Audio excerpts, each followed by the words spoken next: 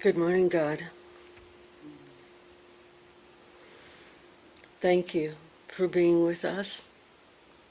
Thank you for this beautiful autumn day with just a touch of rain in the air so far. And thank you for these rooms that we have used for so long. They have been home, and I am deeply grateful for them. I'm also deeply grateful for our new home, where we will be having our service next week. And so knowing that today, as we all gathered to say thank you and goodbye, and to eat, I open my heart and mind and soul to the peace in the room. Peace, love, and joy. As I prepare to listen to Reverend Diana and her words of wisdom this morning, knowing that I will absolutely receive some tidbits that I need.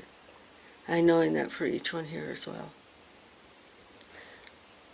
Speaking my words into law, knowing that they're already true, I just say thank you, Father, Mother, God. And so it is. And so it is. Amen.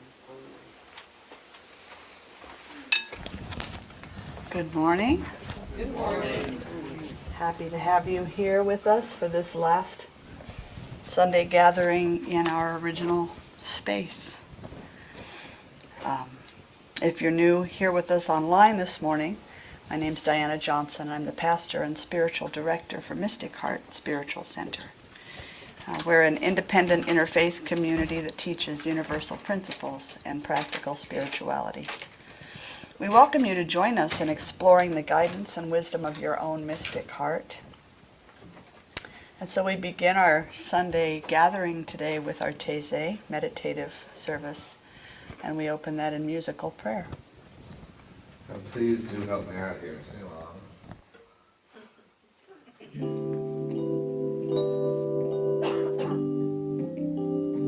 Welcome home to your mystic heart. Lay aside whatever came before. Let your own intuition start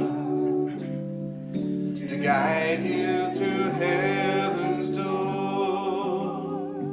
Welcome home to your mystic heart. Lay aside whatever came before. Let your own intuition start to guide you through heaven's door. Welcome home to your mystic heart. Lay aside whatever came before. Let your own intuition start to guide you to heaven's door. To guide you to heaven's door.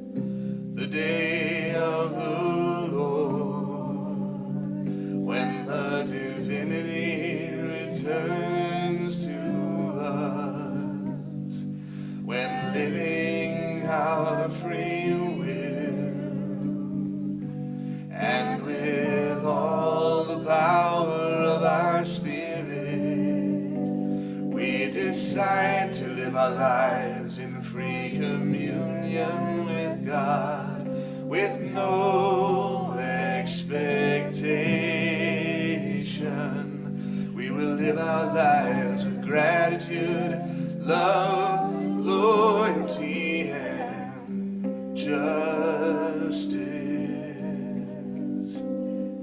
beginning with ourselves and continuing brothers and sisters. We will respect our creation as the symbol of our love communion with the one who created us to the eternal happiness of humanity. One more time now. The day of the Lord, when the divinity returns to us, when living our free will, and with all the power of our spirit, we decide to live our lives in free communion with God, with no expectations.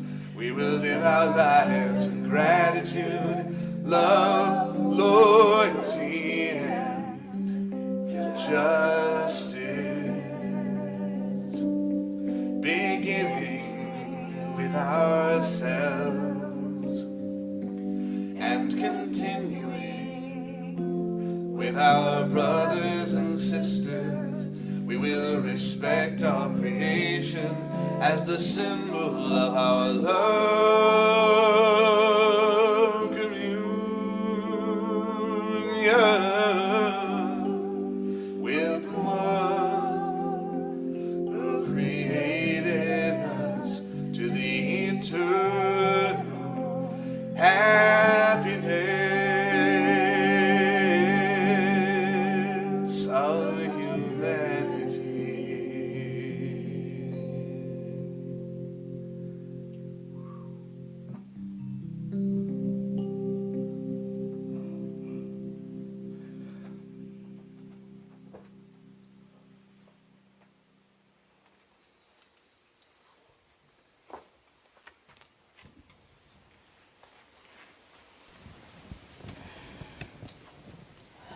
Settling into the stillness.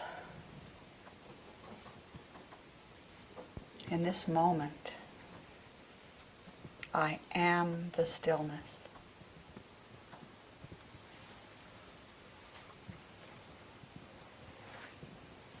Aware of the breath,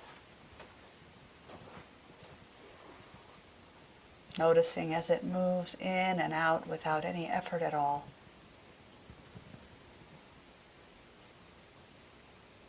Allowing it to ground me in the present.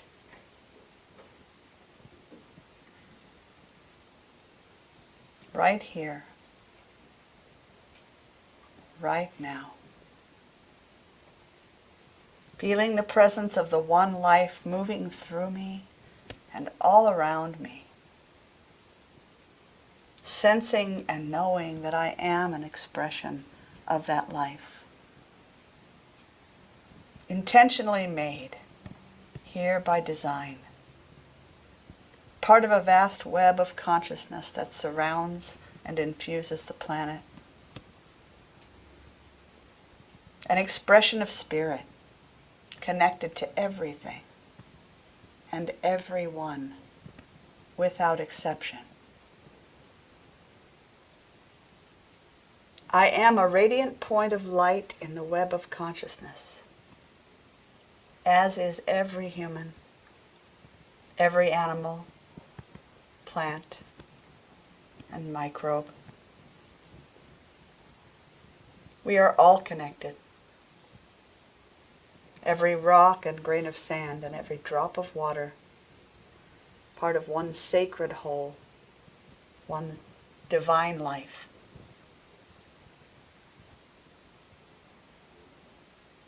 Each and every part of the all that is, a thread in the tapestry that is creation. All necessary to the expression of God. All divine, all a part of the one light, the one life, the one source. As I sense my connection with all of life, I am empowered. And as we gather together, we are all empowered. Our work here is made more potent by our gathering. Our collective prayer and meditation leave an imprint of peace, harmony, and grace on the world. Take a moment now to sense, feel, and know that peace. Feel it rippling out from you in every direction. Feel the harmony that is created when we practice in community.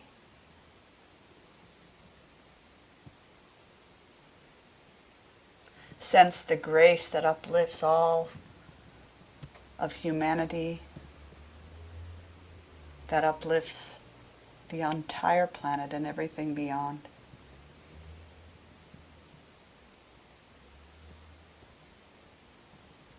We're contributing to the conscious evolution of humanity. We're contributing to the conscious evolution of the planet and all that lies beyond.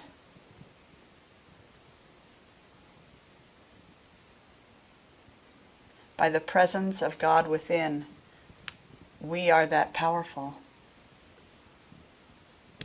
And so we consciously direct that power wisely.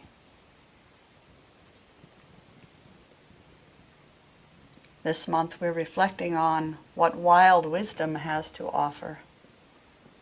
We've gone into the wild wood.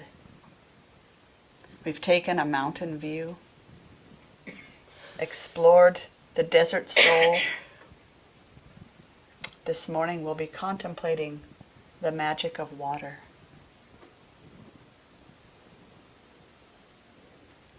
Water has long been a symbol for purification. In many traditions, it is believed that by immersing oneself in water, one can be spiritually cleansed of past transgressions.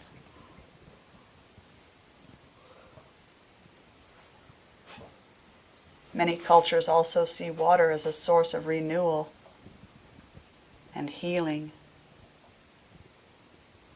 believing it to have the power to wash away negative energies and experiences.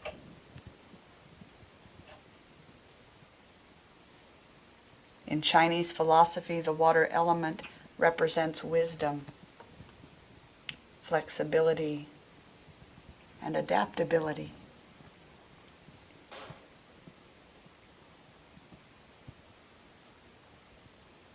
In Christianity, water is often presented as a gift from God.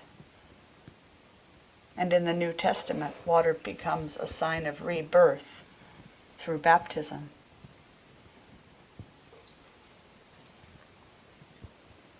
People travel great distances to drink or bathe in water from mountains, wells, and springs that are imbued with special properties. Many people believe that water has the ability to absorb prayers and bestow good medicine.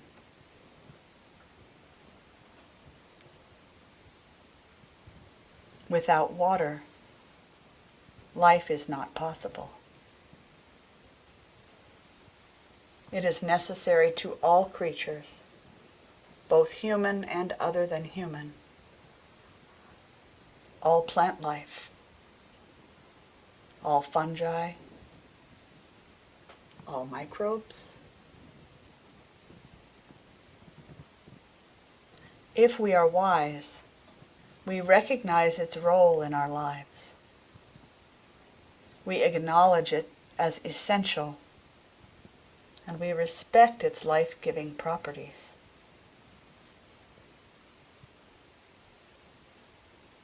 In our devotion, we may bless the water as we mindfully take it into our bodies and offer it to our plants.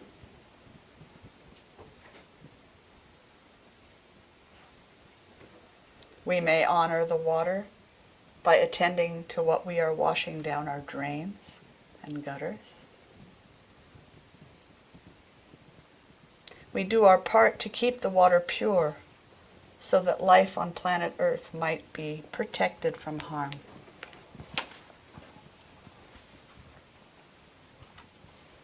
Water has much to teach us. It is adaptable and can mold itself to the shape of its container, teaching us to be flexible and open to change.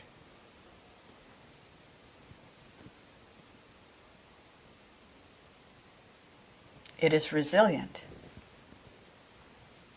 returning to its peaceful state each and every time it encounters turbulence, showing us that it is our nature to bounce back from the setbacks and challenges in our lives.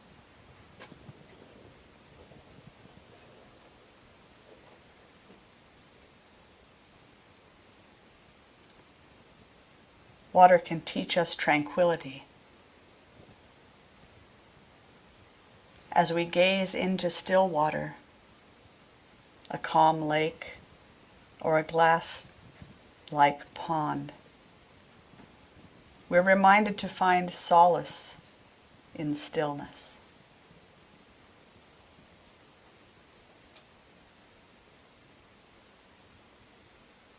Just as easily, under different circumstances, it can remind us to go with the flow.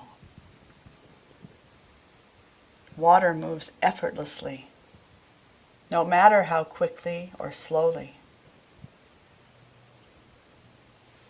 It does not resist obstacles, but rather moves over or around them, forever adapting,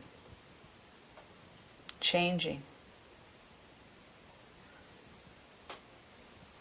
Whether it is moving slowly and gracefully, or thundering down a raging river, it is not stopped in its tracks by anything in its path.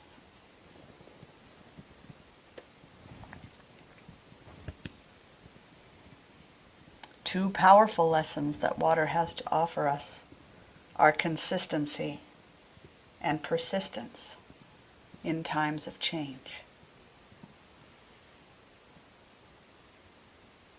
Whether moving slowly or quickly, appearing as tiny droplets or raging waterfalls, water is forever carving new shapes and forms, changing its environment by its constant presence and motion.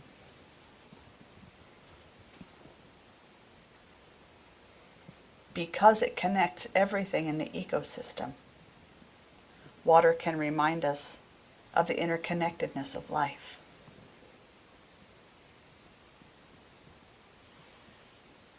It can remind us that we are nourished and sustained by the life it provides.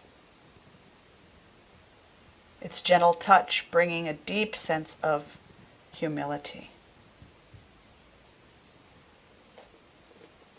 And finally, water reflects its surroundings, teaching us to reflect on our own lives, reminding us that we are reflections for one another.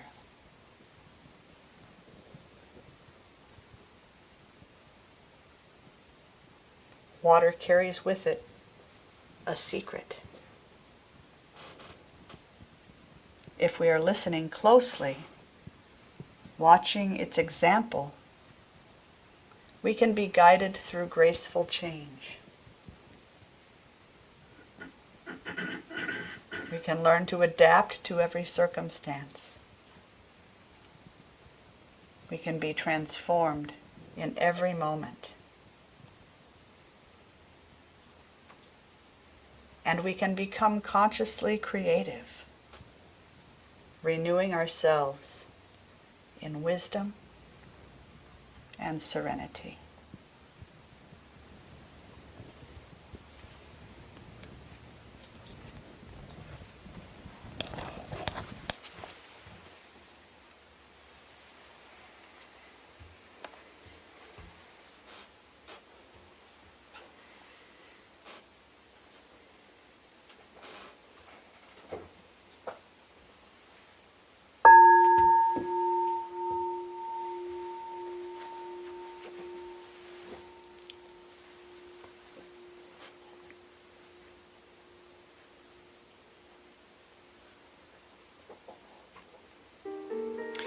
Water is the ultimate shapeshifter, sometimes solid in the form of ice, liquid at normal temperatures, and as vapor it inhabits the atmosphere as humidity and clouds. The water cycle of evaporation, condensation, and rain is the divine irrigation system that waters the mighty forests, grasslands, and even the deserts of the earth. Water is in constant motion, whether flowing in a stream or river, convection currents in ponds, lakes, and oceans, or even a mud puddle evaporating. Water is always changing, adapting, making its way upward as vapor or downward as liquid to wherever it is needed most, and eventually returning to its source in the sea. The Tao Te Ching tells us, the supreme good is like water, which nourishes all things without trying to. It is content with the low places that people disdain. Thus, it is like the Tao. In dwelling, live close to the ground. In thinking, keep to the simple. In conflict, be fair and generous. In governing, don't try to control. In work, do what you enjoy. In family life, be completely present. Water teaches us humility, simplicity, generosity, and service. The Tao continues, nothing in the world is as soft and yielding as water. Yet for dissolving the hard and inflexible, nothing can surpass it. The soft overcomes the hard, the gentle overcomes the rigid. Everyone knows this is true, but few can put it into practice. Water teaches us gentleness, persistence, and patience as well. The canyons and the foothills around us took thousands of years to form, and all from water seeking its lowest level. In our 3 minutes of shared silent meditation this morning, let us dive deep into the ocean of our soul. Let us consider places within us that may need to be eroded away, and qualities within our inner garden that want watering. Let our contemplation be fluid, tender. Allow inspiration to fall like a gentle autumn shower.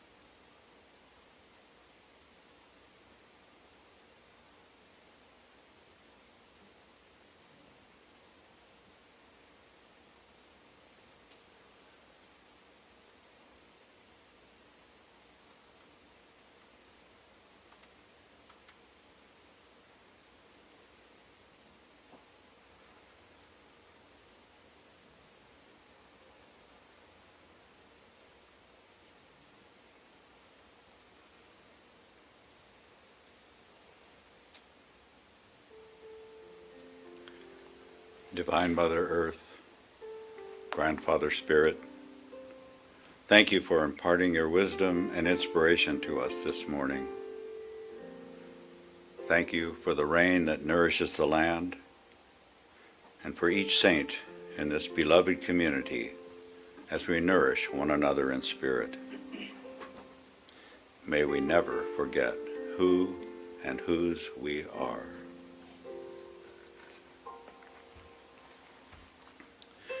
We are blessed to live in a place surrounded by lakes, rivers, streams, and snow-capped mountains. These waters provide recreation, fishing, irrigation, and the water that enters our house for drinking, washing, showers, and baths. We should never, ever take it for granted. As Taizé continues this morning, we drink deeply of Reverend Diana's wisdom and inspiration as it pours forth through her from her source. We absorb it, letting it percolate down to the very roots of our spirit, and we are nourished by the magic of water.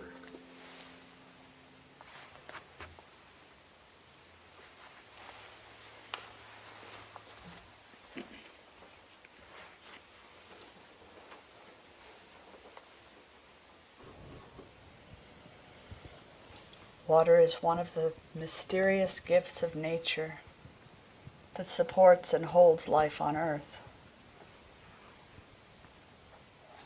Many indigenous communities knew the value of water a long time ago. And to them, water was considered to be the source of life. On the surface, water can be seen as food, a means of transport, a ground for recreation, or an element for cleansing, purification, and initiation in cultural ceremonies.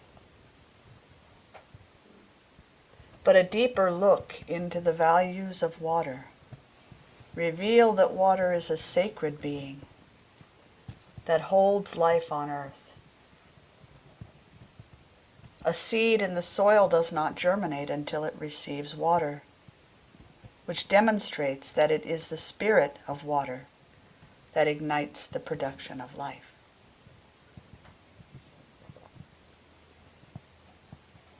I close with a quote from metaphysical teacher and mystic Ernest Holmes. "We live in a sea of perfect life, and we should take time to understand and sense this in our imagination. We should think of ourselves as being surrounded by perfect life and poised in an eternal calm.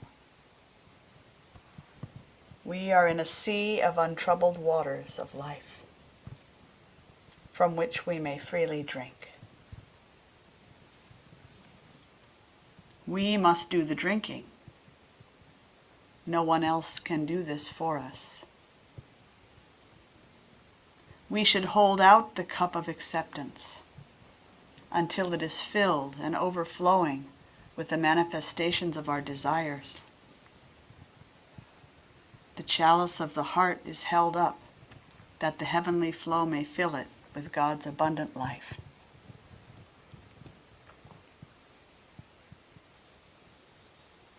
My first spiritual teacher used to quote this by Holmes as a springboard for a question. Why would you go to the water with only a cup? Why not a bucket? Or a barrel? Why not jump into the river? Consider this metaphor. Do we approach a waterfall with a thimble with which to quench our thirst? Or do we reach our arms wide and step into the abundant flow?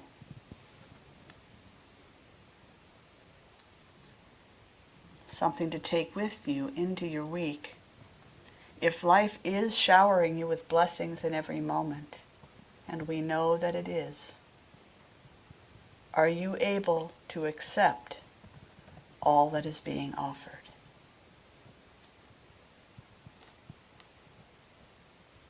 I close today with an indigenous prayer for the water.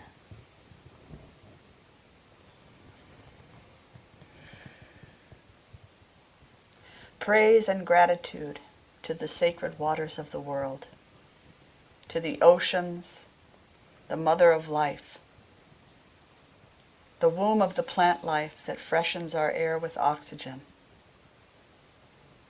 the brew that is stirred by sunlight and the moon's gravity into the great currents and tides that move across the earth, circulating the means of life, bringing warmth to the frozen Arctic and cool, fresh winds to the tropics. We give thanks for the blessed clouds and the rain that bring the gift of life to the land, that eases the thirst of roots, that grows the trees and sustains life even in the dry desert. We give thanks for the springs that bring life-giving water up from the ground, for the small streams and creeks, for the mighty rivers. We praise the beauty of water, the sparkle of the sunlight on a blue lake, the shimmer of moonlight on the ocean's waves, the white spray of the waterfall. We take delight in the sweet singing of the dancing stream and the roar of the river in the flood. We ask help to know within ourselves all the powers of water, to wear down and to build up, to ebb and to flow, to nurture and to destroy, to merge and to separate. We know that water has great powers of healing and cleansing. And we also know that water is vulnerable to contamination and pollution. We ask help in our work as healers, in our efforts to ensure that the waters of the world run clean and run free, that all the earth's children have the water they need to sustain abundance of life. Blessed be the water. There is one source of all of life, one spirit back of all that exists, one power moving through all of creation. I am one with that. An expression of divinity, perfect, whole, complete, in this and every moment.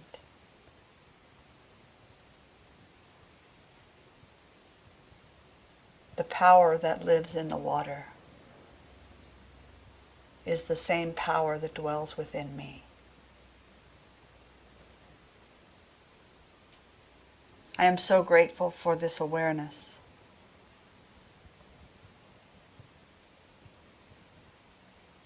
And that my awareness is growing into awakening.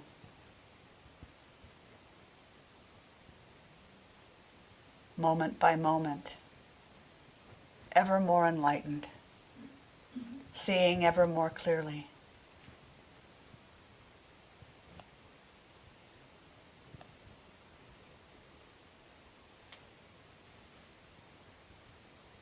So grateful for this space to gather with chosen family. So grateful for the service it has offered us. A beautiful, warm, safe place to be in community. I give thanks for each one sharing this time and space this morning. I give thanks for the countless hours of sacred service offered by community members in preparing our new home. I give thanks for the many, many, many, many thousands of blessings that shower each one of us every single day. And so in our closing today, we acknowledge and experience a deep sense of gratitude for all that has unfolded here as Mystic Heart has grown into its yet to be at the moment. We're ever changing, we're ever changing.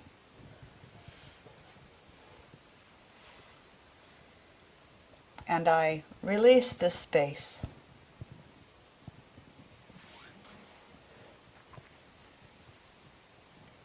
I release any attachment I have to it.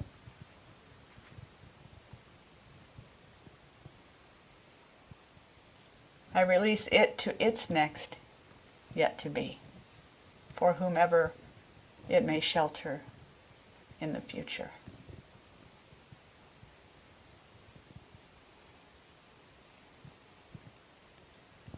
And with a deep sense of gratitude, I just say thank you, Spirit, for this day and for this amazing life.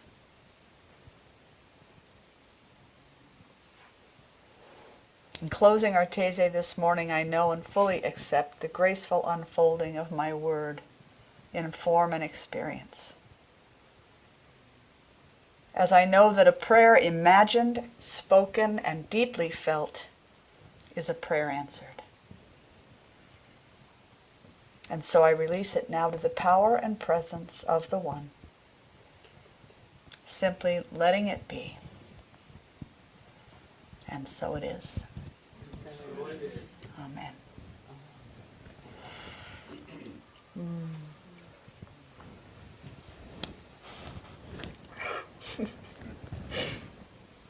Wow. Didn't expect that.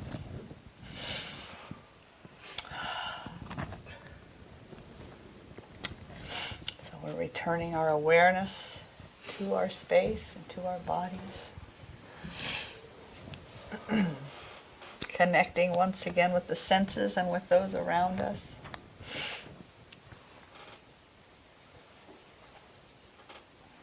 Giving thanks to each one in this family.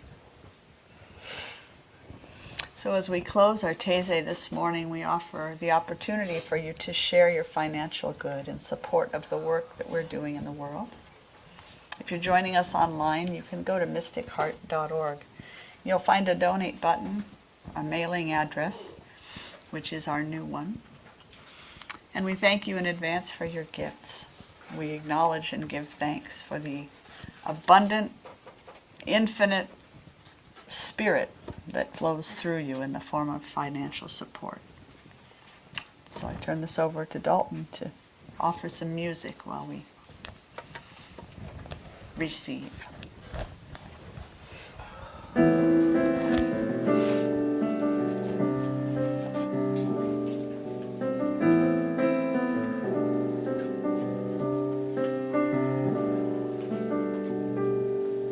In the ever-shifting water of the river of this life, I was swimming, seeking comfort. I was wrestling waves to find a boulder I can cling to, a stone to hold me fast, where I might let the fretful water of this river around me pass.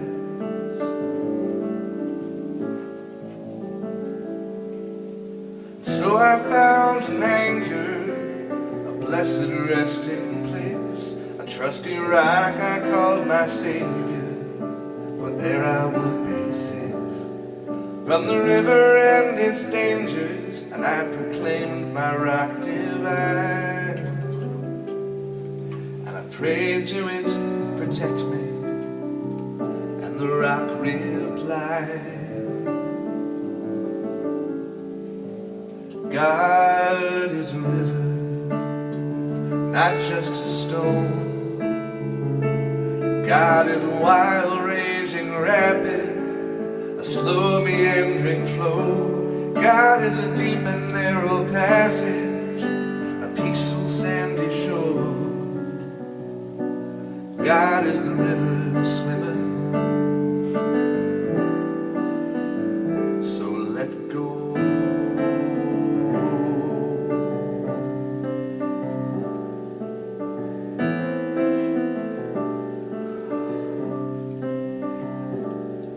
Still I clung to my rock tightly with conviction in my arms, never looking at the stream to keep my mind from thoughts of harm. But the river kept on coming, kept on tugging at my legs, till at last my fingers faltered and I was swept away. So I'm going with the flow now, these relentless twists and bends, acclimating to the motion and a sense of being led. And this river's like my body now, it carries me along through the ever-changing seas and by the rocks that sing their song. 'Cause God is a river, not just a stone. God is a wild, raging rapid and a slow, meandering flow. God is a deep and narrow passage, a peaceful, sandy shore. God is a river swimmer, so let go.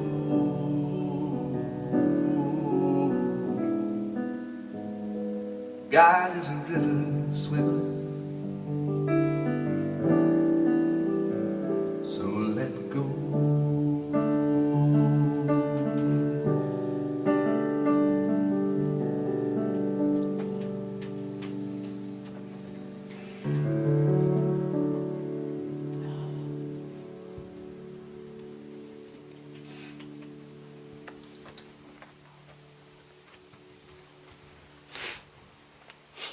That was beautiful. Thank you. And thank you to each one, to each one who supports this community in every possible way. We gratefully receive all of your gifts, and we pledge to grow and expand them and return them back out into the world so that they might do even greater good. And so it is. So thank you for joining us this morning, our last gathering here. I hope that you go get some coffee or something, come back for a conversation about the magic of water. But as you prepare to either do that or go on with your Sunday, we're going to bless you on your way with a soul's blessing.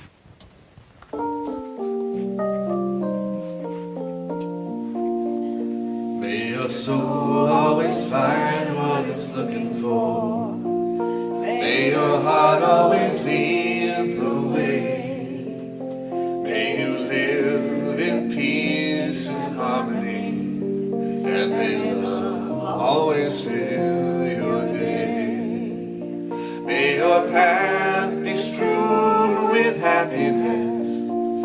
May success find you everywhere. May you always embrace compassion and grace, and may God always answer your prayer. May your soul always find what it's looking for. May your heart always lead the way. May you live in peace and harmony, and may love always fill your day. May your path be strewn with happiness. May success find you everywhere.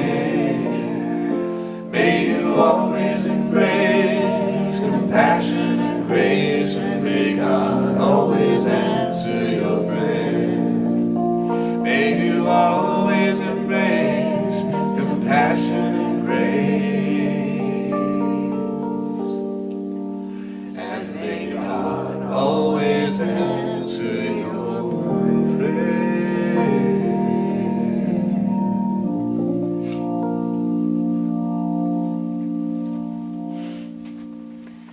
God bless you. Have a beautiful Sunday. Thank you for being here.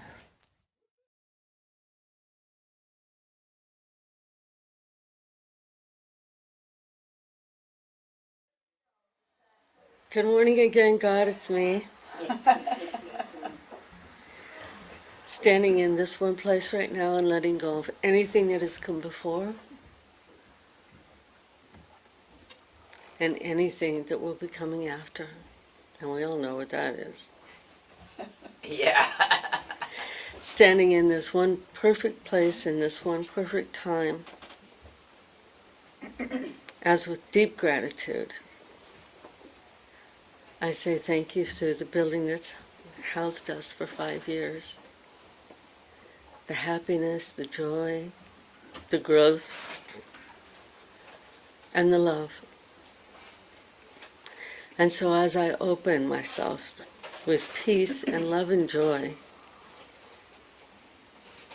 and I eagerly await the wisdom from the room on the subject of water, speaking my words into law and knowing that they're already so, I say thank you, Father, Mother, God, and so it is. So it is. Amen. Good morning. Welcome or welcome back, depending on when you arrived. Welcome to those joining us online this morning. If you're new with us online, I'm Diana Johnson. I'm the pastor and spiritual director here at Mystic Heart. We're an independent interfaith community that teaches universal principles and practical spirituality. And we welcome you to join us in the exploration of your own guidance and wisdom. And where you can find that is in your own mystic heart. So we're going to begin our conscious conversation with some music this morning. Thank you, Dalton, for being here to lead our music today. It's always a pleasure. On our final day in this space. Yeah, you gotta sing extra loud this time. Bring down the walls.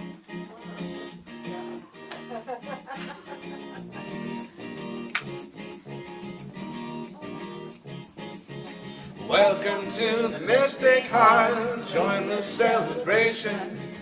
Lift your voice and sing your part. Make this affirmation. Spirit made us family with loving hearts to share. And together we are joyfully practicing the possible through prayer. Welcome to Mystic Heart.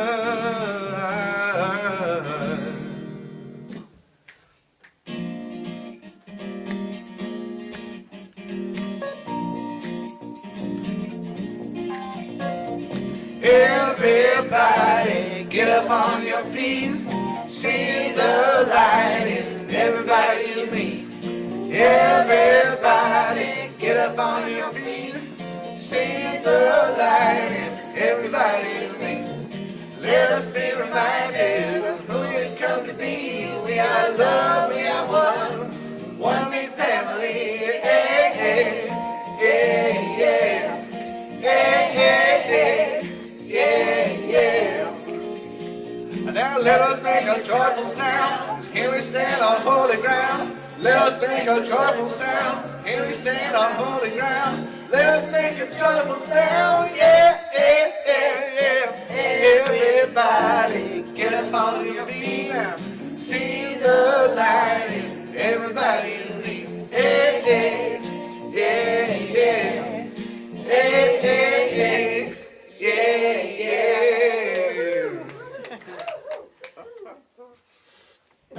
Last time for this one. Last Sunday of the month. Our hands will work for peace and justice. Our hands will work to heal the land.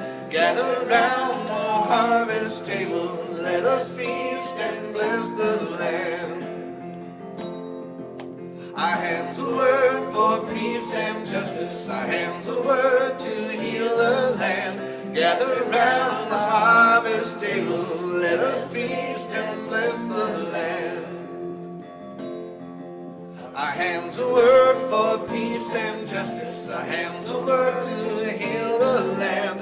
Gather around the harvest table. let us feast and bless the land. One more time now.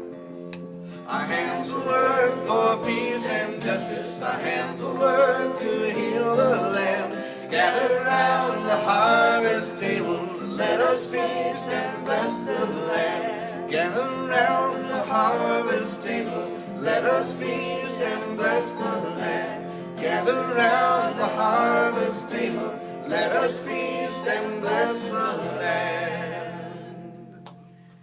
Ooh, yes. So we're going to take a creative journey together, calling upon the full power of our imagination, of our hearts, of our minds, of all that we are. Enlisting the presence of the one divine life, by whatever name we call it, in the creation of a love-soaked world. See and feel with me now a world of beings that are living in perfect harmony, living from their highest potential, from kindness and generosity, from peace, from justice and freedom, from compassion and joy and beauty. All of those innate qualities that are forever present within each one of us. In this world of our creation, all people honor, respect, and care for one another, for all of the life forms that share this beautiful planet, and for the planet herself. We remember that we are connected to all of life. We remember that we are dependent on the planet to sustain us, and on one another for a sense of connection and belonging. By aligning every thought, word, and action with our vision, we're creating a world in which all people are well fed. See it with me now, feel it. Nobody's hungry. All people have the safety and comfort of home. Everyone. All people feel a deep sense of purpose and belonging. All people live in a world in which health and education and healthy relationships are supported by social systems grounded in integrity, compassion, wellness, and wholeness. Valuing every being for its uniqueness, we practice living truly authentic lives where vulnerability is celebrated. There's no need to defend or protect ourselves from anything or anyone. The work we're doing within ourselves shows up as a world free of hatred and violence. Amen. We recognize and appreciate the abundance that surrounds us. Greed is a thing of the past. Generosity is the norm, and all beings gratefully receive all that is needed to live physically, mentally, emotionally, and spiritually fulfilling lives. The planet and its beings thrive like never before as we recognize the sacred in everyone and everything. We walk in reverence, in humility and gratitude for all that we've been given. We're creating a new world moment by moment, aligning our actions with our vision, living these changes first in our own lives, with our families, our friends, and our neighbors. One neighborhood, one community at a time, a new world is being born. It's happening now. In this process of profound change, this beloved community stands as an open and welcoming place for all who seek support and belonging, all who seek a sense of family. By the power of our deep faith and inspired action, this prayer is acted upon even as it is spoken. For Spirit knows our heart's desire and intent. And so, in full expectation of its graceful unfolding, with the deepest humility and gratitude, we release our word to the creative power and intelligence that I call God. Let's give it a big one. To the one that gets it done. And so it is. Amen. Amen. Yay. Yay. Welcome, everybody. So glad to have you joining us for this final gathering in this space before next week when we will be in the front building. We'll be ready. So our theme this month has been wild wisdom. It's been really fun for me anyway, and I've gotten some good feedback from people. So today we're looking at the magic of water. The magic of water. I love water too. This morning during Taizé, I reflected on some of the things that water might have to teach us. So I'll just kind of bullet point quickly, because there was a lot there that we won't be repeating during this time together. We considered the symbolism of water throughout the world's traditions, and how it often stands for purification and healing and renewal, and how in Chinese philosophy, the water element represents wisdom and flexibility and adaptability. And that in the Christian tradition, or what I'd better call the Christ tradition, the original Christianity, water is a sign of rebirth through baptism. And in all forms of Christianity, some form of water purification is still practiced. So we acknowledge that many people believe that water has the ability to absorb prayers and to bestow good medicine. So we can use water in our prayer process and our blessing. That without water, life is not possible. We looked at that as well. And then we considered the lessons that water has to teach us, or some of them anyway. Adaptability, and flexibility, and resilience.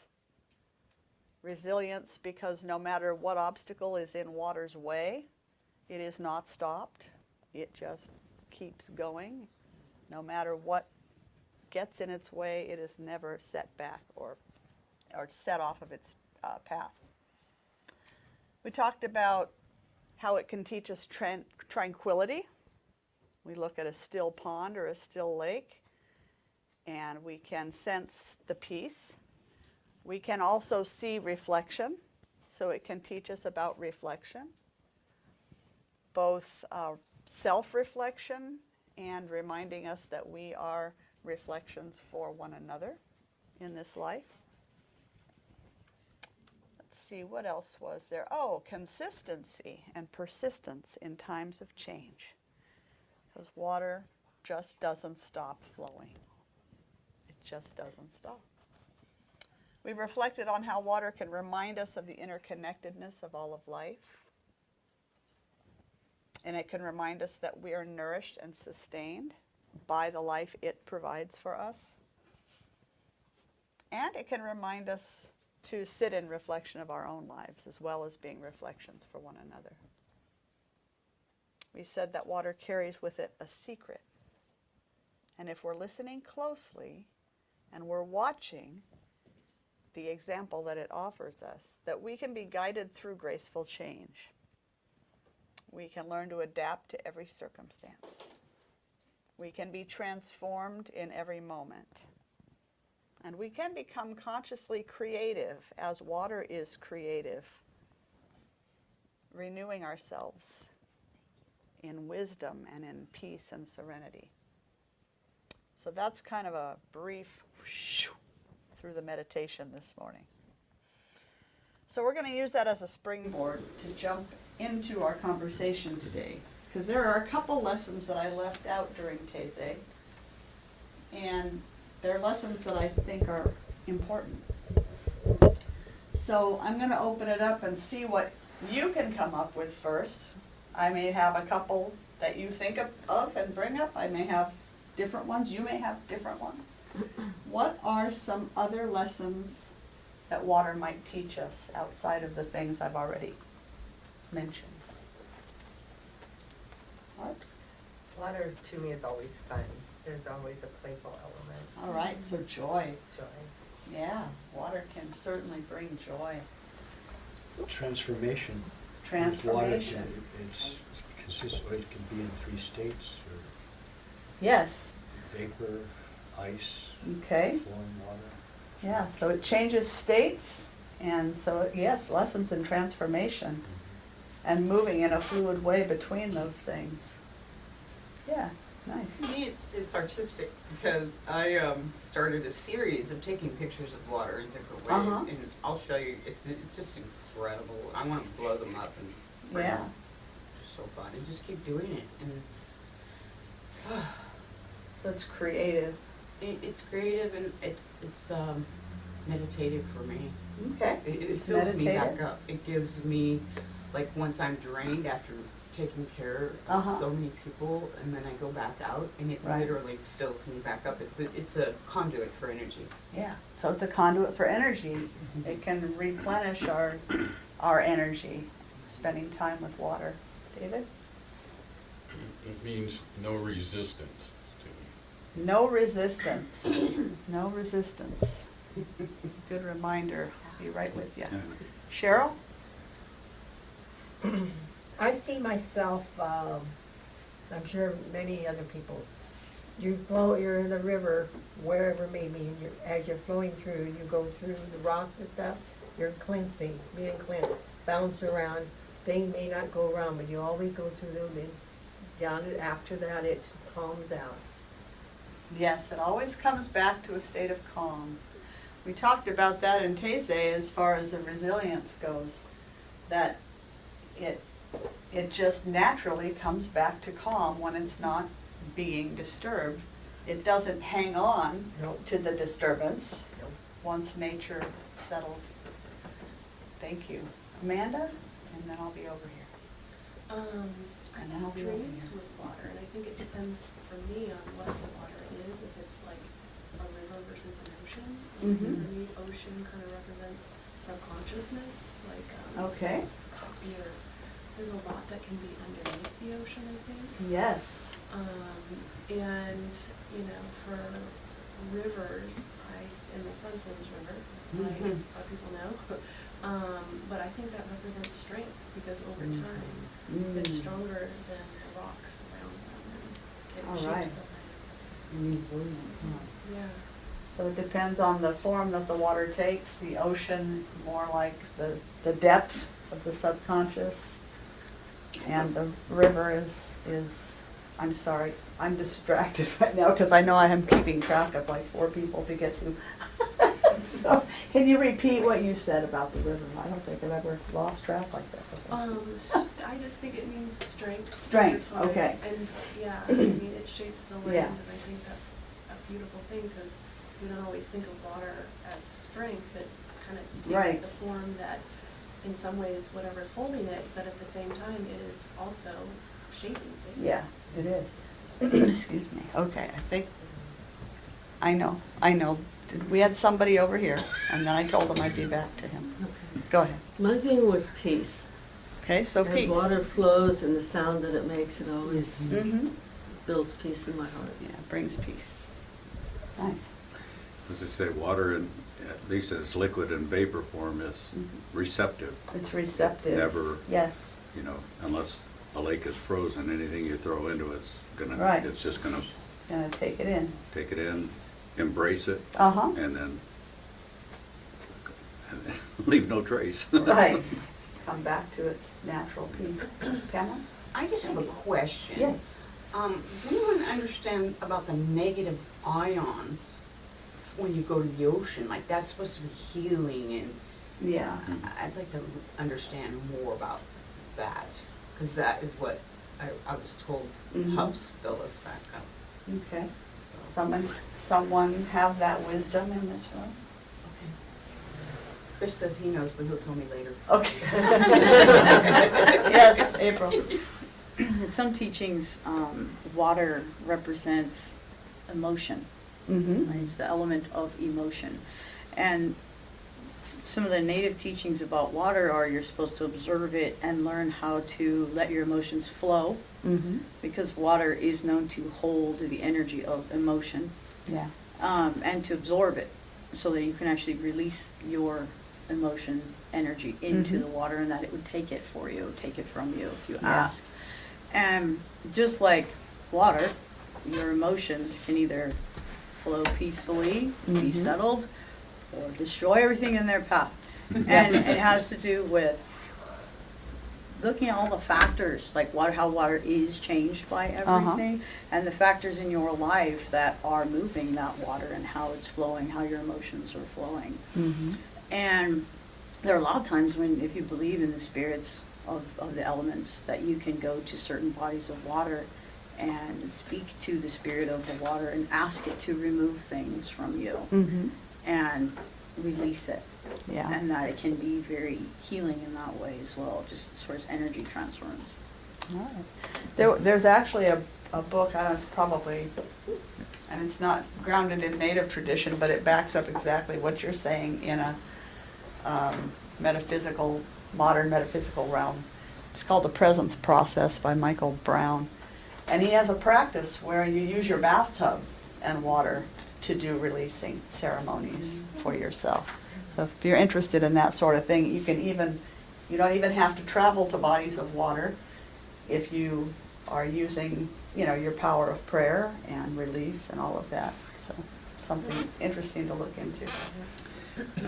When April was talking, I was reminded of the Masaru Emoto experiment. I was going to just ask And about that, yeah.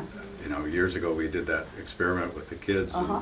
and we had one container of water that they praised and said nice things about, and another one that they said the nastiest things they could think of, which I think was poo-poo head.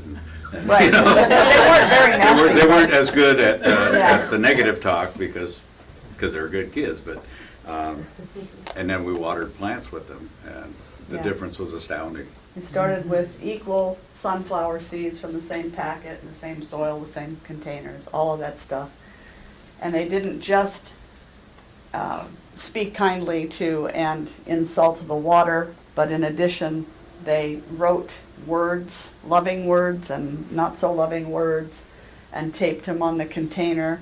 And then every week when we'd come into junior church, they would come and say those things to the plants, and then they would be angry at the plant. They did that whole experiment, and everybody would walk by the window where they were kept and go, oh my God, the difference. We had this little spindly little nothing of a giant sunflower this big coming up, all bent over, and then we had this big, beautiful plant.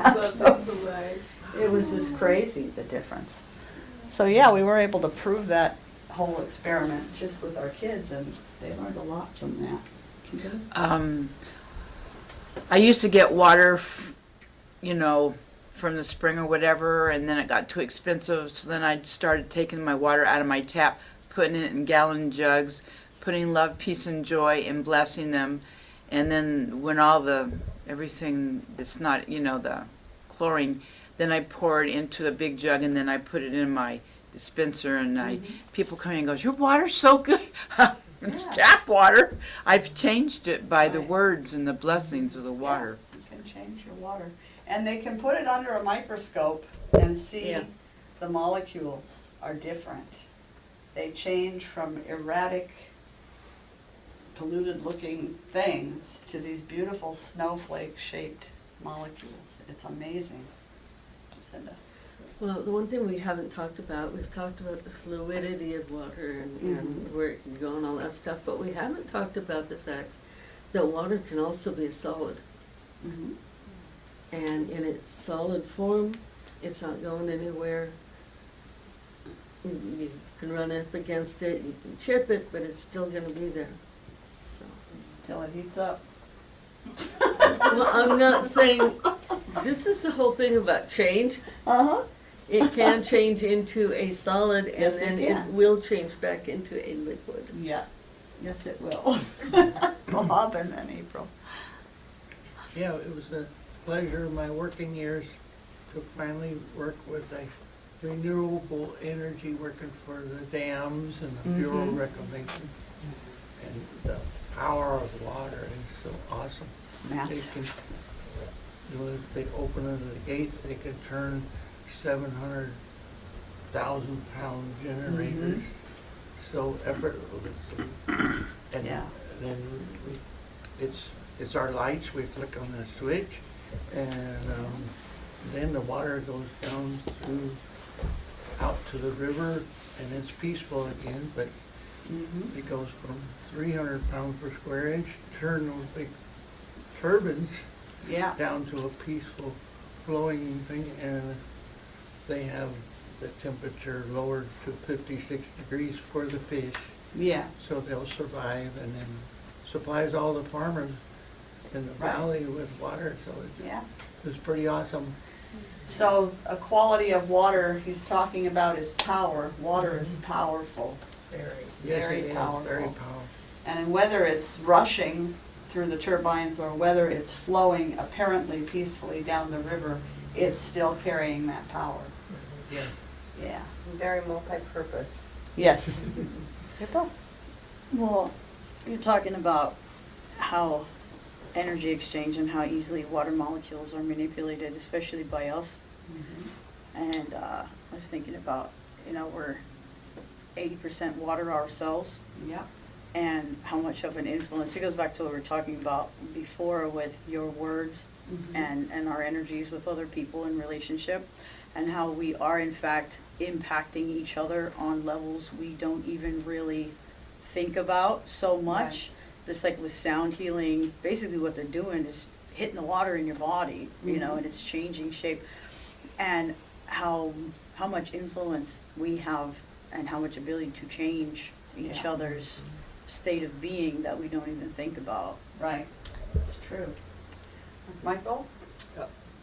There are experiments that are quite recent that they're proving that water has memory, Mm-hmm. and that's fascinating. It is. It's alive. Pamela? She reminded me, you made me think of this. It's like, our body is like 80-90% water. And when the full moon comes, like, I start feeling it. I'm super sensitive to it. Yeah. And so I'll run outside and look at the moon. And I'll go, oh, that's all that is. Thank goodness that's what it is. I don't go out anywhere. Surf's up. Unless it's my backyard. It's your internal tide is being influenced. Right, yeah. And how it influences the ocean, waves, and, Yeah. Yeah. it's so amazing. It is. And then I did an experiment recently too with, I had this orchid and it was just dying, and I tasted our tap water and it had this little kind of nasty taste to it. And so I stopped watering it with, well, first I flushed it out with the tap water, and that's what made it so upset. And then I just said, you know what, I'm just going to start using Mountain Spring water. So I started watering it with Mountain Spring water and giving it a lot of love, and it started to sprout and come back more. So Yeah. It's amazing how receptive, we are so interconnected with everything, and water is one of those things that connects us to everything. So one of the qualities that I was wanting to address, a couple people have brought up strength, power. Power was something I wanted to talk a little bit more about. Water's powerful. And it's powerful sometimes in ways that are obvious, like the turning of the turbine, the raging rivers, the torrential rains, or crashing waves if you're at the beach during a storm. We can see the change that's created in the environment when water is big and powerful that way. It's obvious. But water is equally powerful in small quantities, even very gently moving. It's always changing its environment in small ways. So why is this important, and why would I be bringing that particular quality up in a spiritual discussion? Barb? Smallest action can make a difference. Okay. Smallest action can make a difference. Does make a difference of some kind. That the water is God too? The water is God too. Just be. Just be. Just be there. Just be. You're going to have an influence. Michael? I don't know. Water is constantly used in religious ceremonies as baptism. Okay. So water is used in a lot of religious ceremonies and ritual and baptism and other ceremonies. I was reminded of up in the high Sierras, up around Lake Tahoe. You see a lot of giant granite boulders with cracks in them, and those cracks are where a little bit of water has gotten down there and frozen and expanded Right. year after year after year, and so it's, you know, for me, it's a reminder that we don't have to be a raging flood, you know, like Gandhi or Dr. King or Right. somebody like that. We can, in our own little corner of the world, in our own small way, make a significant change. Yeah. One little drop of love at a time. One little kindness at a time. We're changing our world. Maybe, you know, sometimes change or transformation happens drastically all at once, and then sometimes maybe it's happening and you don't even realize Right. that the change is happening. It's happening tiny bits here and there. Yes. You'll get somewhere at the end there. Just like the drip, drip, drip of the water on, say, a rock. Eventually, it's gonna wear a divot in that rock over time. But you're not gonna be able to see it maybe even in your lifetime. Right, so I believe that, it's my belief that there's one overarching power, whatever you call that. You call it spirit, or call it life, or call it God, or call it whatever you want to call it. And like the power that's moving through the water, that same power, one power, is moving through us all the time. And the power of water can be used to purify and heal, or to carry a boat across a lake, or it can be used to erode a mountainside or break down rocks, and it can do great destruction. The same power moving through human beings can also either build up relationships, consciously create fulfilling lives, can love and support other people, can be used in those powerful, kind ways, or that same power through human beings can be very destructive and harmful. And that can come through our thoughts, our words, our actions, our intentions, our motivations. So that one power, that was where I went when I thought about power, is that there's one power moving through water, and it unites us with that water because it is the same power moving through us. So there's another lesson that water could offer that I haven't heard yet. Anyone want to guess any more what it might be? I just thought of one word, expansiveness. Okay, expansiveness. Certainly can teach that. That isn't my word, but that is another one. Cleansing of the mind, Mhm. when you negative thoughts come along, Yeah. that water will wash that away if you direct it. Cleansing the The mind. direction of the water will take Yeah. away the negativity. That's another one. Not mine, but it's another one. Healing, purifying. Healing, purifying, we've talked a lot about that. Yeah. Connection. Connection, that's another good one. Not the one I'm thinking of. Jamie? I want to say supportive. Okay, supportive. Because water can hold us Uh-huh. and Yeah. create a new experience with support that we Yeah. wouldn't be able to. Like the boat on the lake. It's Or like I'm thinking in supports. like therapy, like when we have an injury or something. Yeah. We can Okay, so use it the can water. support us. Yeah. Another good one. Still not the one, but there you go. Water can also work as a lubrication. Uh-huh, it can work as a Softens lubricant. things, it makes everything flow easier. Yeah, it does, for sure. I'm keeping on looking. Let's see, was there anybody behind Pamela? I'm gonna start there and come up. David, I thought I saw a hand up. Then I'll come forward. Well, I've observed it, have observed it being powerful in a way I wouldn't imagine, and it's persistence. Mm-hmm. I used to have some material cut that a half-inch piece of steel could be sliced in half with just a water jet. Uh-huh. It's the most incredible thing to Yeah. see. That's how powerful it can Yeah, be. it's you know. definitely powerful. Yeah. Not the one I'm thinking of, but Life-giving. life-giving, definitely that. One more try? Well, water can teach us circulation. Oh, got a good one. Circulation. It's true. Still not the word. Not the one. It can go up in a vapor and create our clouds and Yeah, renew, come back down. it can go up in a vapor, Changes forms. or changing forms, yeah. How might water teach us humility? That was the one I was thinking. You have to respect it. 'cause- You have to respect it. Yeah, it can be dangerous. How big do you feel, you know, by the ocean? That's what I was gonna say. If you think you're awfully powerful, go out and stand in a good swell and get washing machined up a few times. And Right. You'll know your place real easy. Yeah. Even going down one of our rivers, going down the Oh, Trinity. yeah. Going down the Sacramento. Sacramento. Try to Don't fight get it. caught up in it. Don't try to fight it. Go with that flow, because it's gonna win. Barb?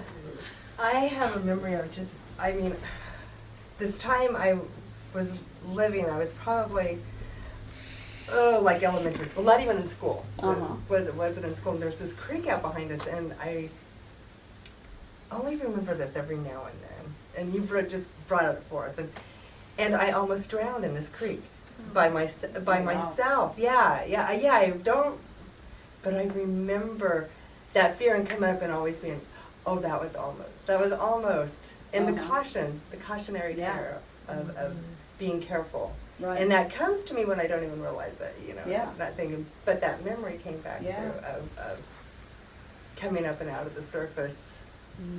And still realize this is a space I was alone and Yeah. be careful of what I'm doing.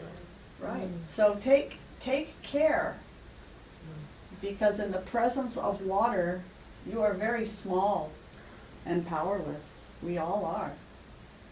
So humility is a great lesson that water can teach us.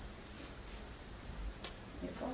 Well, just thinking about that, growing up in the ocean, right? Uh-huh. You learn certain things. You have to work with the water, Right. right? Like if you get caught in a good riptide, Mhm. your instinct is to swim for shore, right? Because you're being sucked out. But if you swim for shore, you will not get to shore. You'll get sucked out even more until you're exhausted, and that's how you drown.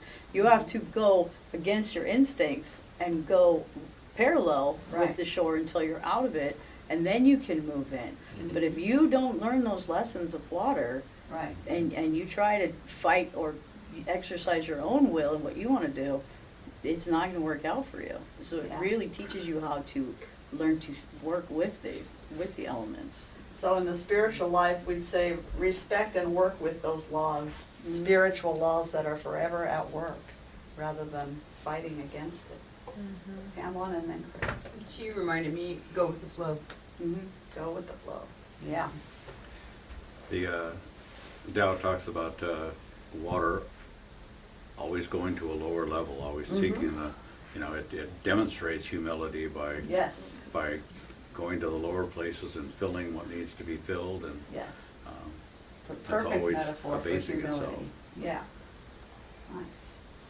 So I've really enjoyed giving attention to the aspects of nature this month and what she has to teach us. It's been really fun. My personal path is one of an edge walker. An edge walker. That's a term coined by a woman named Terry Tempest Williams, and it was brought to my attention when I was reading this book, Church of the Wild, by Victoria Lortz.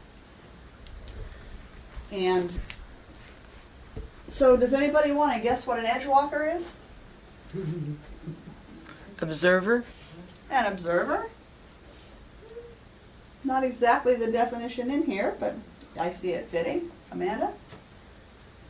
Maybe somebody who walks an edge between maybe different states, maybe dark or light, maybe opposite ideas. Okay. So part of that is in there, walking an edge between two things. But the way it's used in here, they're two particular things. Pamela? Faithful. Huh? Someone who's faithful. Someone who's faithful.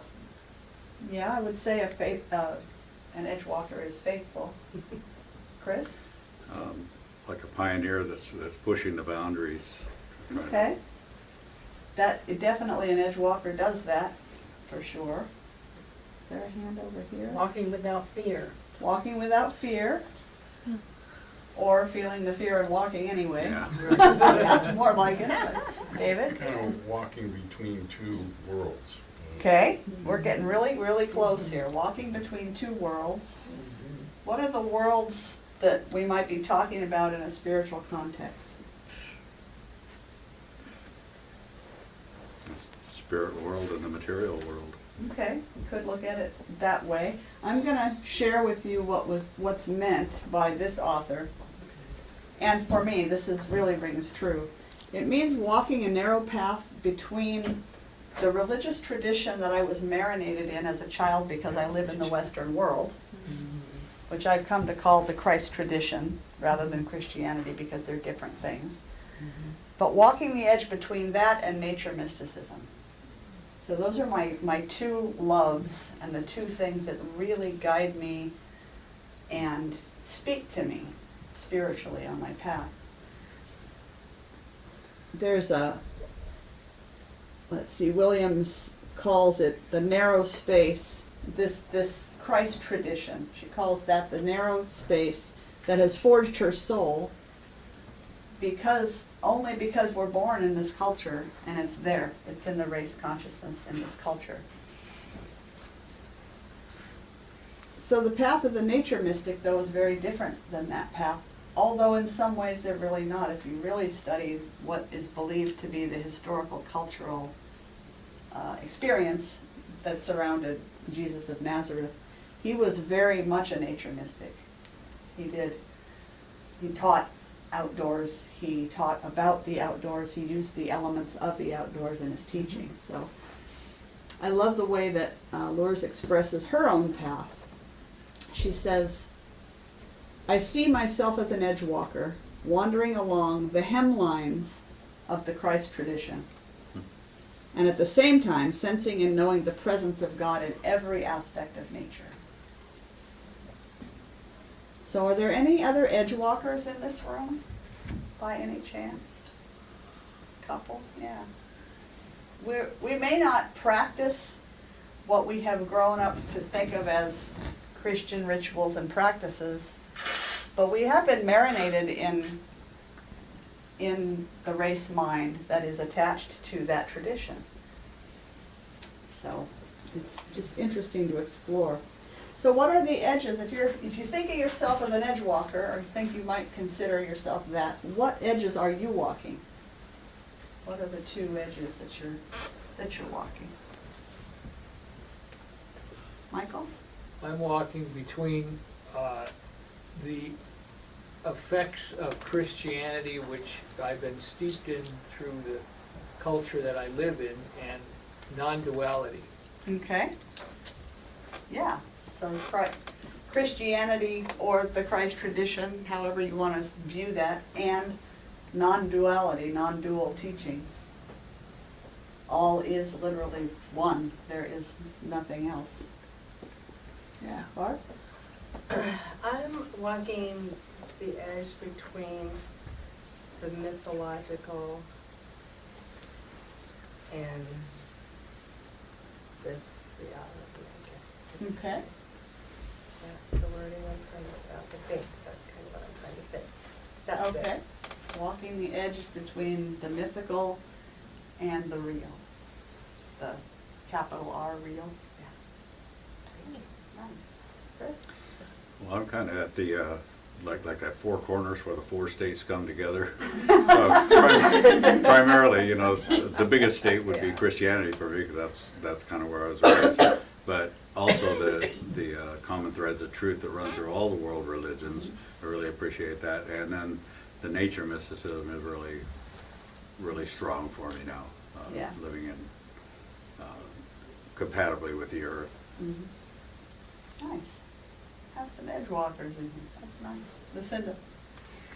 I would have to say between the traditions that I was raised with, Christ religions, nature mysticism, and a third would be whatever it is that God decides that I'm supposed to be exploring next, because things just kind of jump out at me. Mm-hmm. All right. So there's always an edge, an unknown room for what's coming next. David? I see it kind of a lot like between the light and the dark. Okay. That's Yeah. curve one way or the other. I think in reality, we're probably all walking an edge between that light and that darkness, huh? Nice. Emma? I think I'm walking between, like, I came from Christianity, Mm-hmm. holy roller, turn or burn. Yeah. Is that currently one of your edges? No, Stay no, with? way in Oh, okay. past, All right. and I'm like done with all So of that's that. not one of your current edges? Well, my current edges right now are, okay, so there's the subconscious mind and the conscious mind, and how powerful the subconscious mind is when you don't control your mind. There's the mind, which could be, Toltec Indians call it the mutote, AA calls it stinking thinking, some people call it the monkey mind, some people call it, there's so many different things to call it.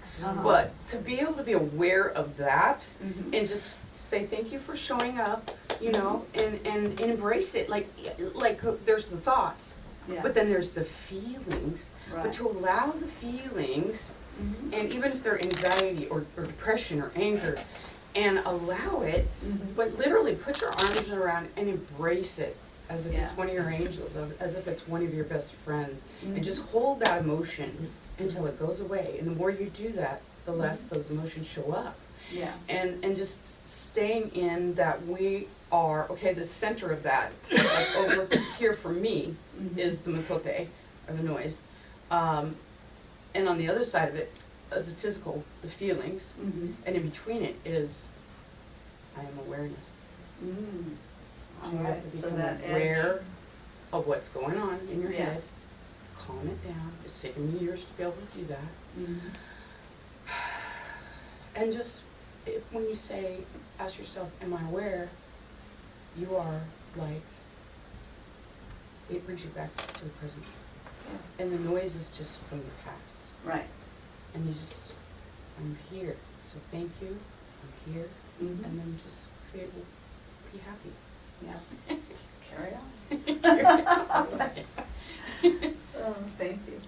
Amanda, did you have anything? No? Okay. Yeah. I feel like I have trouble sometimes walking the edge between what matters and what doesn't, to me personally, right? So, all the billions of souls, all the planets, whatever, you know, whatever you believe in, all the different things that could be out there. And sometimes it's hard for me to focus on something that I feel in the scheme of everything doesn't matter, like doing the dishes, or like little things, you know, like earth things, or little between human nuances and good mornings and all the things, and like not like that, but like sometimes I'm like, it's hard for me to care about things that I think don't really matter on the whole scope of everything. And then I see, like, sometimes it's hard for me with other people who make those things matter so much to them, and I have trouble sitting and just letting that thing be in other people, because like on the scope of the entire universe, cutting me off on the freeway is what's most important to you today, like, like, you know, like random little things that on the whole scope of everything don't matter, but they matter here on the physical in some way. And I have a lot of challenges with that, and then what I want to actually say and what I should say. You know, There's the divide. Big thing, like with the lady that pulled up yesterday, I could have said a lot of things, but that's not for me to do. What is mine to do is to show light and love. I can think whatever I want in my head, but my actions are the most important thing, and it doesn't matter. Yeah. And for me, the way I work around that, what doesn't matter, is that if all is one, then everything I'm doing is being done in spirit as spirit, always. And so whatever loving attention I can bring to the dishes or to the whatever, for me that does matter in my life. So I turn it into things that do matter instead of thinking of it as they don't matter. Not So- like they don't matter at all, Right. but like if someone's getting upset over Mhm. them or making it such a big deal, Uh-huh. you know, then, but really, does it Right. matter enough to change the energy over it? No, probably. Probably not. I had a hand over there. Jamie? No, I was stretching. Oh, okay. Well, I observed something this morning that I thought was a very good example of something happening that most people wouldn't notice or matter. And that was you noticing a homeless or severely homeless person sitting down on the steps early in the morning and taking the time to bring them something to eat and to bring them a hot cup of coffee. Yeah. And to me, those are the things that really matter, is we're aware of our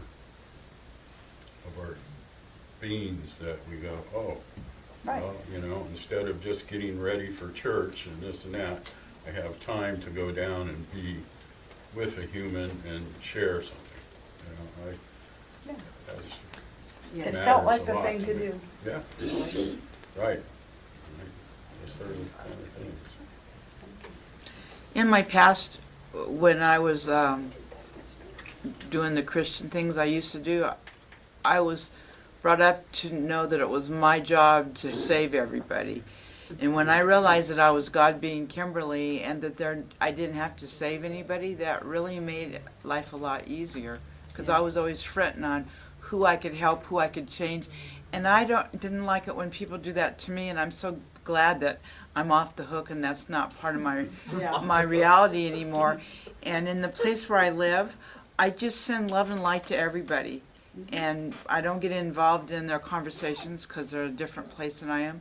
But I bless them because that's where they want to be, and that's fine.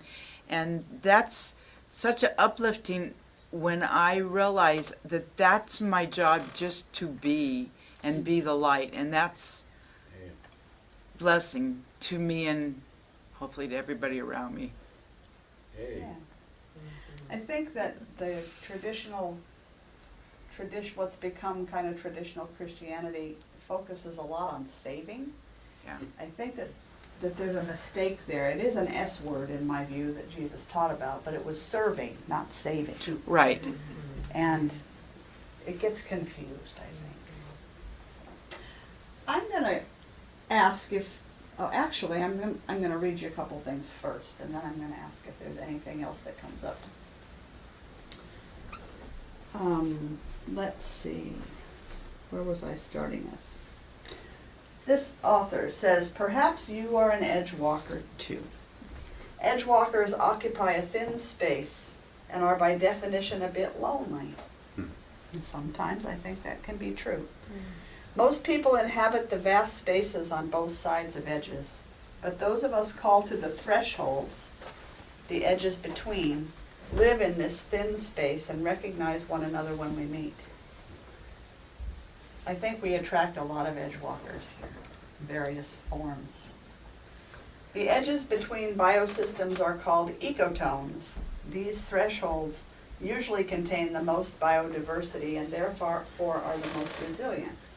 A shoreline, for example, is the ecotone edge between the water and the land.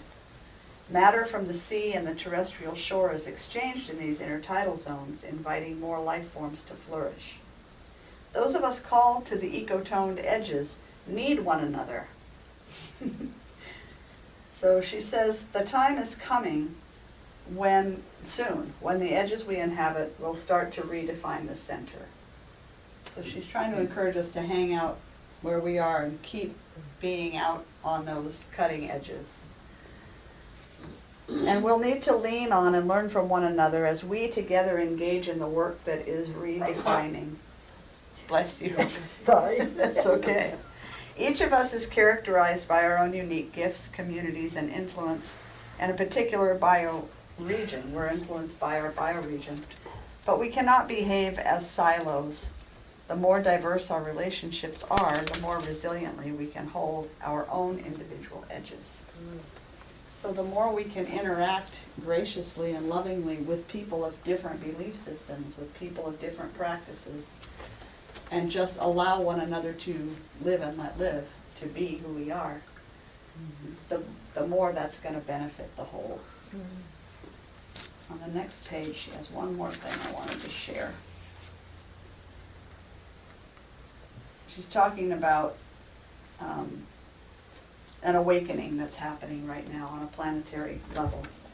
She says, but more than awakening needs to happen. What we neglected to discuss at a meeting she went to took her another 20 years to see. She says, the very real concrete changes our world desperately needs, but desperately resists, will not happen without a compassionate and intimate reconnection with nature. What we need can't be legislated or explained or resolved through a great social media campaign. What is needed is something that is deeply seated at the core of every religion, and that is love. Yay. It's a good book. Anybody's interested. Church of the Wild. So, anything bubbling up as we get ready to wrap up, listening to that, or anything else that wants to be shared in the room? Pamela? Practicing gratitude.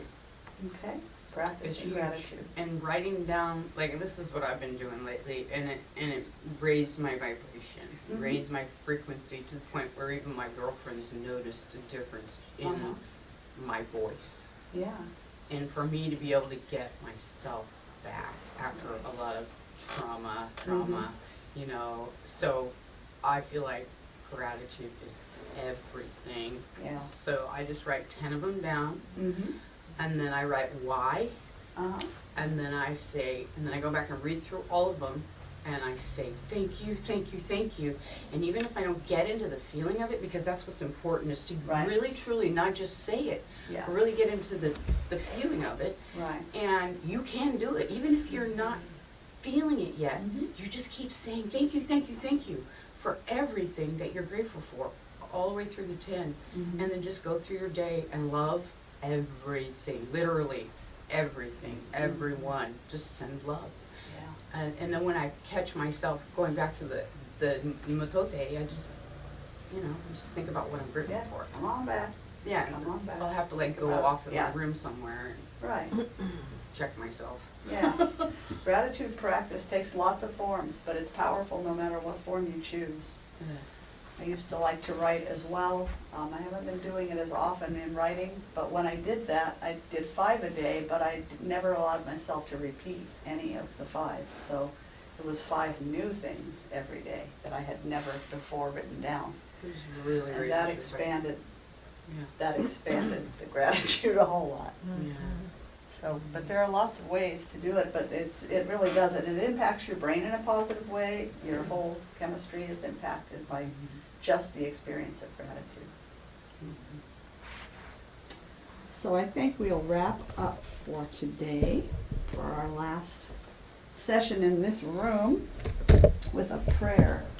And I say a prayer that I spoke during the Taizé. It is an indigenous prayer for the water. And it's spoken or written in the book called The Earth Path by Starhawk.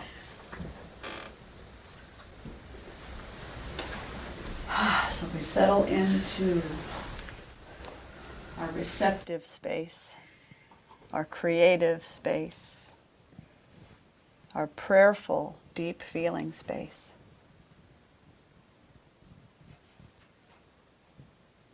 Praise and gratitude to the sacred waters of the world, to the oceans, the mother of life, the womb of the plant life that freshens our air with oxygen,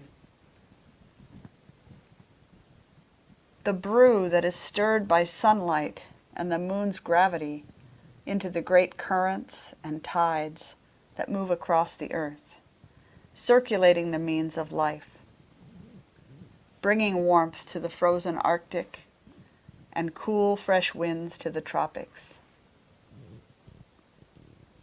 We give thanks for the blessed clouds and the rain that brings the gift of life to the land, that eases the thirst of roots, that grows the trees and sustains life even in the dry desert.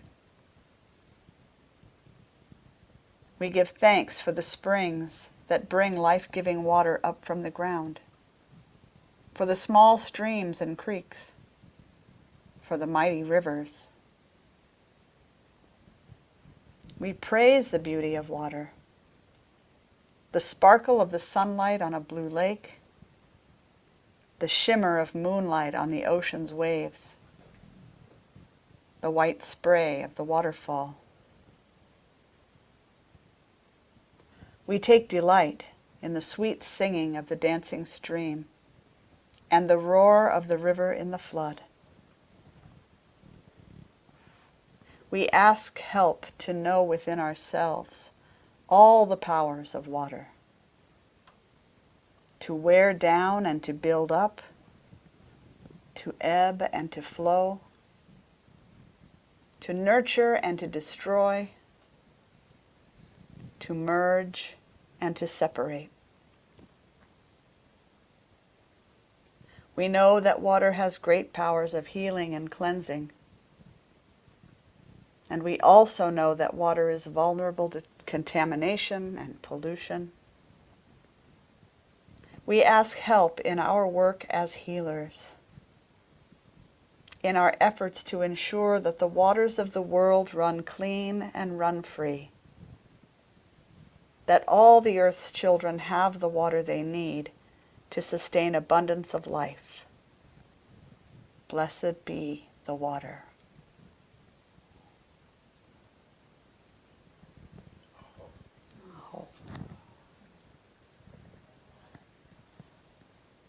And so in closing today, speaking a prayer of thanksgiving for this space and a prayer of release. There is one source of all of life, one spirit back of all that exists, one power moving through all of creation. I am one with that. Each one of us is one with that.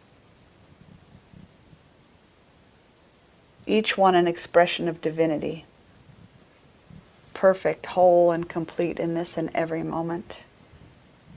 The same power that moves through the water moves through each one of us as the water and as everything else that makes up our bodies, our vehicles. I'm so grateful for my growing awareness. So grateful for this space that has housed our community. So grateful for the people who are a part of this community, whose love and attention have helped this community to grow and thrive, to build a sense of family. I give thanks for the safety, the joy, and the love that we have shared in these walls.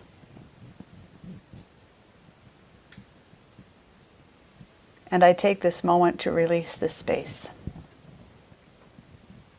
I release any attachment that I have had or have to this space, letting go and allowing it to be free, free to receive its next yet to be. Releasing the space to house yet another something, whatever is the right and perfect something. We know that the energy that we have continued to share in this space lives on and blesses whoever comes into this space in the future. And so with a heart just full to overflowing with gratitude for all that has been here, I release. letting go. Moving graciously and gratefully into our next home. And so with gratitude, I simply trust and know that my word is unfolding right here and right now in each one of us, in our hearts and in our minds. Trusting and knowing that a prayer imagined and spoken and felt is a prayer answered. And so releasing it now to the power and presence that makes it so. Simply letting it be. And so it is. Amen. She's free. Yay. She's free. So I invite you to join in the celebration of our growth and the work that we're doing in the community by sharing of your financial good if you choose to do that today. And if you're at home, you can go to our website. It's mysticheart.org. You'll find a donate button. You'll find our mailing address. I invite you to consider in the coming year maybe joining our Gracious Giving program by committing to a monthly gift of any size to help us in our budgeting and financial planning. We are an independent, self-sustaining organization, and so we can do as much as the flow that comes in. That's what we have to grow and expand and share. So we appreciate every gift that comes our way in every form. And as we receive your gifts today, Dalton's going to share some more music. This, I think, written by Dan. Was this written by Dan Fogelberg? Yes. River of Souls. I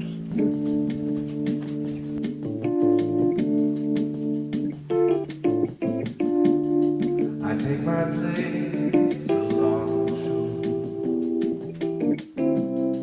and I wait for the tide. It seems I've passed this way before, in an earlier time. I hear a voice like a mystery, blowing warm through the night.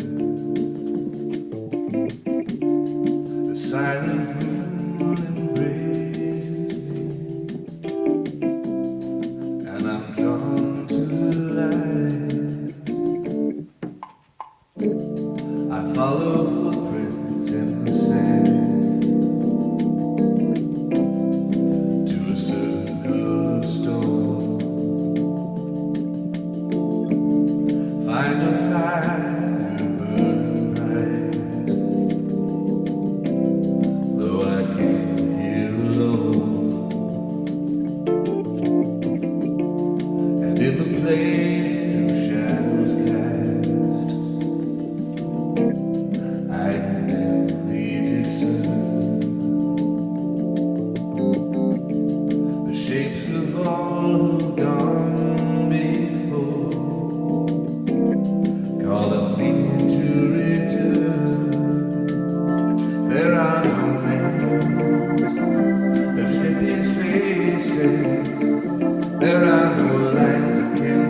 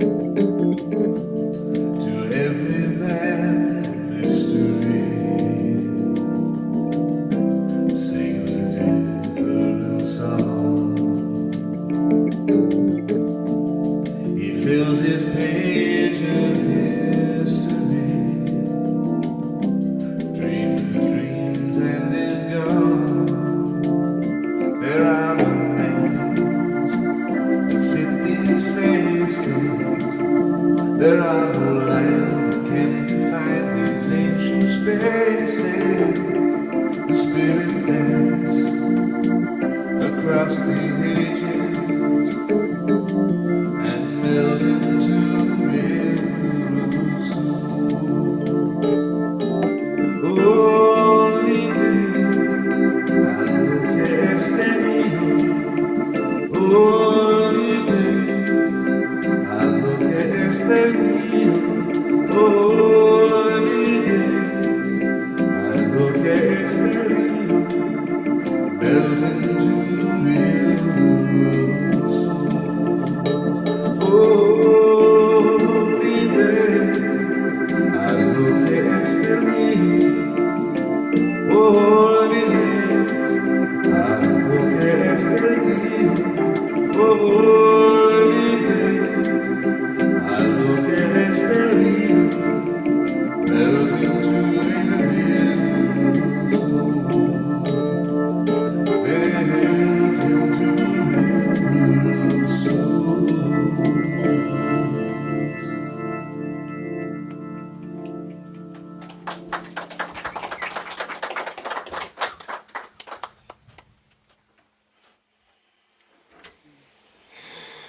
And standing here in deep gratitude for the last time in this space, I say thank you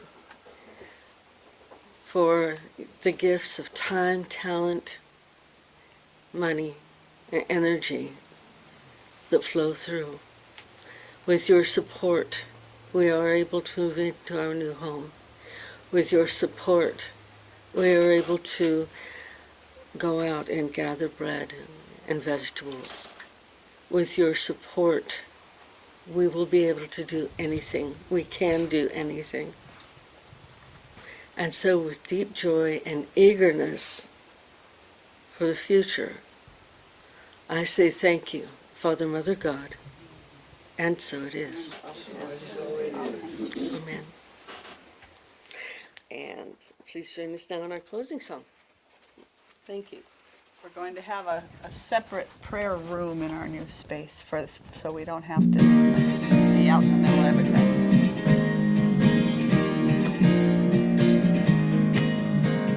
All together, hand in hand, see the light we taste, and we are changing. A whole new life for you and me. Take the past and set it free. And share this blessing. Love be with you. Peace enfold you. Spirit lift you. Breathe it in. Truth come to you. May good come to you. Let joy renew you till we meet again. Love be with you. Ooh, love be with you. Ooh, love be with you. Ooh, love be with you. Ooh, love be with you. Ooh, love be with you until we meet again. Love be with you. Ooh, love be with you. Now breathe it in. Love be with you. Ooh, love be with you until we meet again. Love be with you. Ooh, love be with you. Now breathe it in.